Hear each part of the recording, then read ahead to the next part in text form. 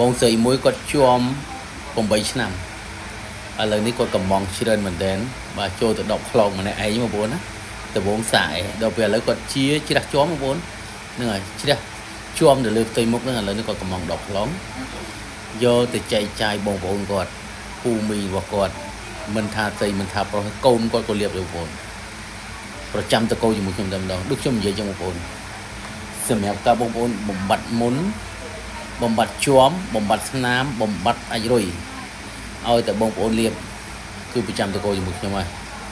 ដូចខ្ញុំនិយាយដែរមុននឹងការលៀបស្បែកមុខបងប្អូនក្រាស់លៀបអីមិនចូលអាហ្នឹងបងប្អូនគេហៅថាយើងចម្រាស់កោសិកាបាទចម្រាស់កោសិកាចាស់ៗមកសិនហើយក៏យើងលៀបម្សៅនេះពីលើមកដើម្បីវាបំបត្តិមុនបំបត្តិជួមបំបត្តិស្នាមបំបត្តិអាចរុយនៃផ្ដល់សំណើមនៅស្បែកមុខឲ្យទន់បាទឲ្យទន់បងប្អូនណាបាទមុខមានពន្លឺមានហុងស៊ុយតែខ្ញុំទិញលោកគ្រូឯងទៅនឹងខ្ញុំលាបទៅវាឃើញសាច់មុខគេឃើញសាច់មុខខ្ញុំស្អាតគេចង់លាបតាមដែរលោកគ្រូសម្រាប់ការយើងលាបសាច់មុខយើងស្អាតយើងនៅតែបន្តលាបម្សៅនឹងដដែលវាកាន់តែស្អាតនិងកាន់តែបន្ថែមពន្លឺស្បែកមុខបងបាទអរគុណលោកគ្រូម៉ាក់ខ្ញុំគាត់យក6ហើយនឹងថែមស្ក្រាបមួយទៀតក៏លាបខ្លួនឯង